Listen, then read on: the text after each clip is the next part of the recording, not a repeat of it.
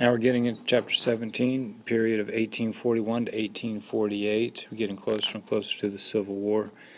This video to accompany the worksheets from chapter 17. All images within this video and also all images on the worksheets are in the public domain. Please don't hesitate to give me an email or a phone call if you have any questions regarding that. We're going to be looking at William Henry Harrison and John Tyler and the presidencies leading up to Texas and Texas's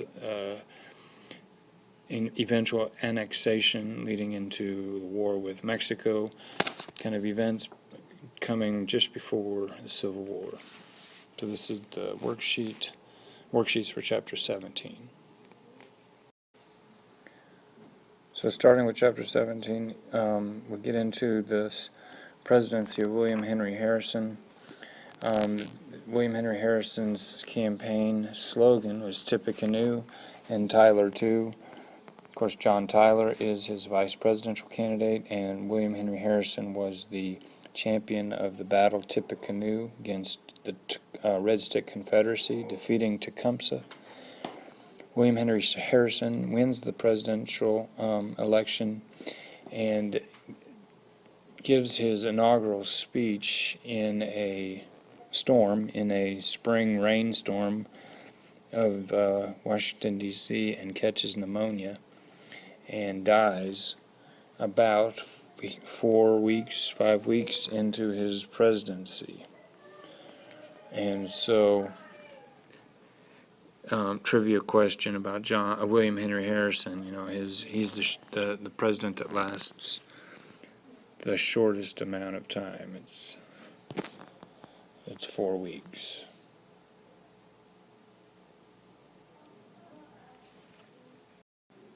So then after William Henry Harrison dies, John Tyler takes over, and he kind of inherits this nickname, his accidency, kind of poking fun of the way they used to try to attempt to call George Washington His Excellency. Well, John Tyler was an accident. Now we'll move into some more information about Texas and some of the things that occurred in Texas.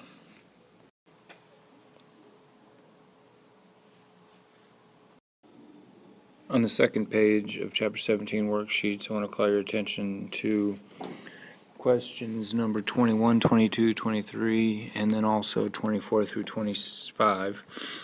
So on page 368, 369, number 21, the golden prize was Polk's anxiety, the cause of his anxiety. Golden prize of California continued to be the cause of Polk's anxiety. But then we get into this idea that Britain was going to buy or seize California, a grab that Americans could not tolerate, but California was part of Mexico at the time. So in a last-ditch desperate throw of the dice, Polk sent Slidell to Mexico City as a minister in 1847. So he was going to offer to purchase California for $25 million. Eventually, though, we kind of provoke this war with Mexico to gain California. And then we get to the next questions here. So 23, the answer is $25 million.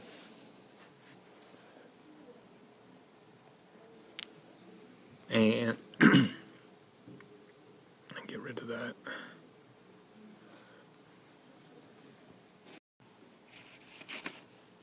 So $25 million for California.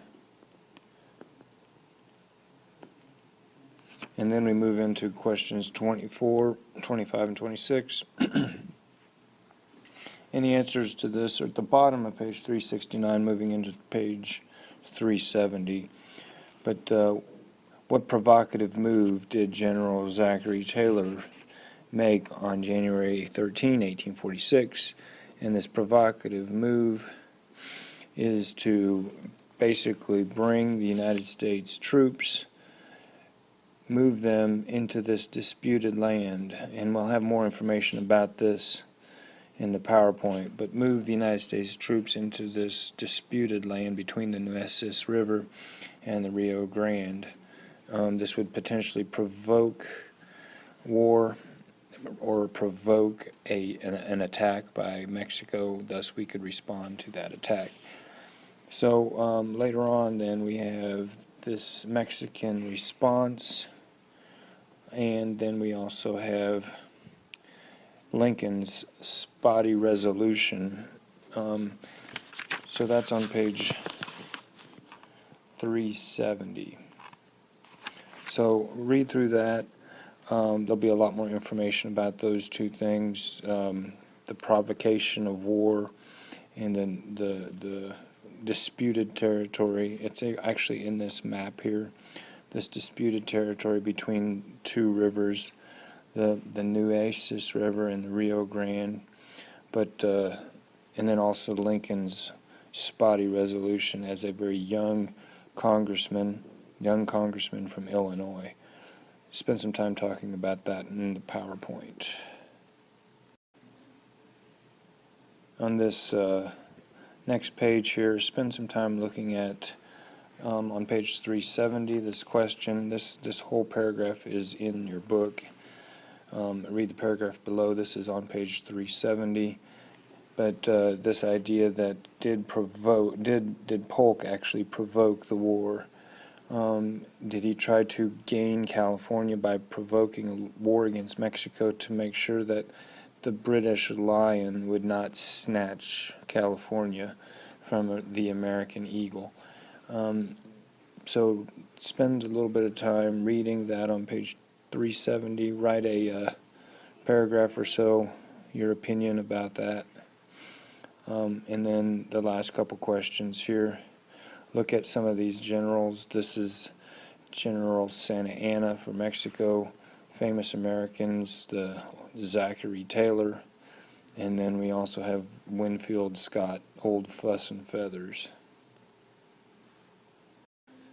On the last page of these worksheets, just take a look at the map. It might help you with understanding the disputed area and some of the treaties then between Mexico and Texas. But then also we look at the question here about Civil War generals who gained experience during the Mexican War. So General Robert E. Lee was Winfield Scott's chief advisor and was a hero of the Mexican War. And then later becomes the general for the South during the Civil War. And then General Ulysses Grant during the Mexican War gained valuable experience, eventually becomes Lincoln's winning general during the Civil War, and many others. John Hancock, other battle-seasoned veterans of the Mexican War moved on to take very prominent roles. Louis Armistead for the Confederate and Hancock for the Union became really good friends in their wars experience in the Mexican War. They were like brothers in California, but then fought on separate sides to be able to meet each other on the battlefield in Gettysburg on opposite sides.